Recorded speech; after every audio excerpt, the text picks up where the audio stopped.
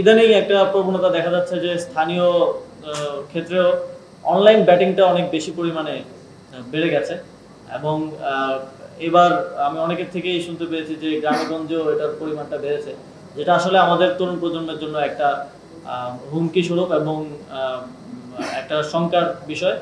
ইতিমধ্যে আমরা এর সাথে কথা বলছি, আমাদের স্বরাষ্ট্র মন্ত্রণালয় এবং আইন মন্ত্রণালয়ের সাথে কথা বলছি অনলাইন ব্যাটিংকে কিভাবে সম্পূর্ণভাবে জুয়া খেললে যেরকম শাস্তি হয় সেটার সাথে অন্তর্ভুক্ত করা যায়। এই সংশ্লিষ্ট আইন পরিবর্তনের লক্ষ্যেও কাজ চলছে।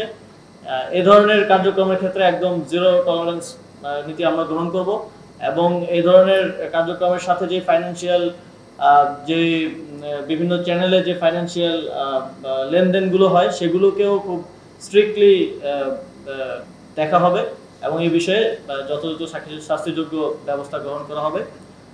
ফিক্সিং একটা গ্লোবাল প্রবলেম এবং ফিক্সিং এর ব্যাপারে আমরা এর মধ্যেই বিসিবির সাথে কথা বলেছি, যেমন divisional first division, second division, third ডিভিশনের ম্যাচগুলোতেও ফিক্সিংয়ের অনেক অভিযোগ আসে।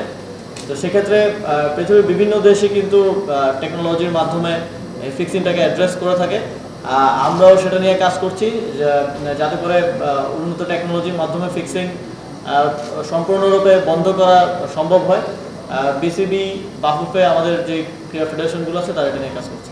এটা এই কনসার্নটা আমাদের দিক থেকে না, এটা স্বরাষ্ট্র মন্ত্রণালয় থেকে আমাদেরকে জানানো হয়েছে যে বিভিন্ন জায়গায় শুটিং ফেডারেশনের যে অ্যামিউনেশন এবং শুটিং ফেডারেশনের অ্যামিউনেশন রাখার যে জায়গা সেখানে হামলা করে সেখান থেকে অস্ত্র লুটপাট করে নিয়ে গিয়ে জুলাই গণঅভ্যুত্থানে ছাত্র জনতার উপরে ব্যবহার করা হয়েছে। এই কনসার্নটা আমাদের কাছে এসেছে সরাসরি স্বরাষ্ট্র মন্ত্রণালয় থেকে।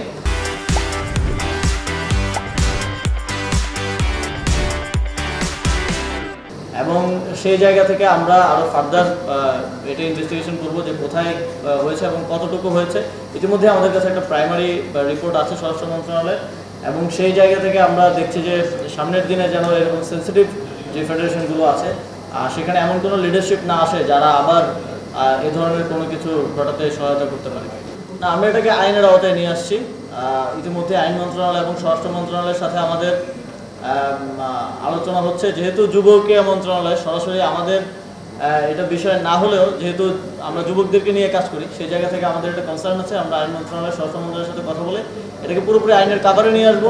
ফলে যে কেউ এটাকে প্রমোট করলে সেটাও আইনগতভাবে শাস্তিযোগ্য অপরাধ হবে এবং সেটাকে সেভাবে তখন আমরা ব্যবস্থা নিতে পারবো।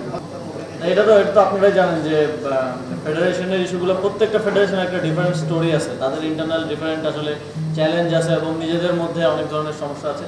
তো এই কারণে এটা একটু কমপ্লেক্স বিষয়। আমাদের সার্চ কমিটি একটা ফেডারেশনের কমিটি করতে গেলে দেখা গেছে তাদের 3-4টা মিটিং করতে হয়েছে। প্লেয়ারদের সাথে একটা করা, সাবেক যারা আছে তাদের সাথে করা, প্রেজেন্ট যারা আছে তাদের সাথে করা। তো অনেকগুলো স্টেক হোল্ডারকে এঙ্গেজ করে আসলে করতে হচ্ছে, যে কারণে সময় নিচ্ছে। তারপরে আমরা ইতিমধ্যেই প্রায় 28টা ফেডারেশনের অ্যাডহক কমিটি অলরেডি করে দেওয়া হয়েছে এবং আরও অনেকগুলোই প্রক্রিয়াধীন আছে। দ্রুত সময়ের মধ্যে সেগুলো চলে আসবে। তবে আমাদের মূল লক্ষ্যটা হচ্ছে ক্রীড়াক্ষেত্রে যে স্থবিরতাটা ছিল সেটাকে কাটিয়ে ওঠা এবং খুব দ্রুতই আরও বেশি প্রাণবন্ত একটা ক্রীড়াক্ষেত্র যাতে আমরা উপহার দিতে পারি এবং প্রত্যেকটা, সেটা শুধু ঢাকা কিংবা বড় শহরগুলো কেন্দ্রিক না, প্রত্যেকটা জেলায় যেন এই ইয়েটা থাকে এবং নতুনভাবে এঙ্গেজমেন্ট এবং ট্যালেন্ট হান্টের মতো বিষয়গুলো সেইগুলোতে আমরা কাজ করছি।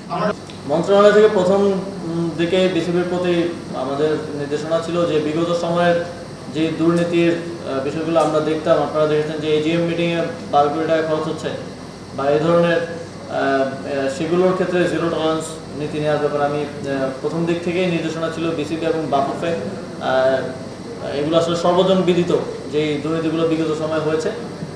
তো সেক্ষেত্রে বিসিবি কিছু ব্যবস্থা নিচ্ছে এবং দুদকও সেখানে ইয়ে করেছে।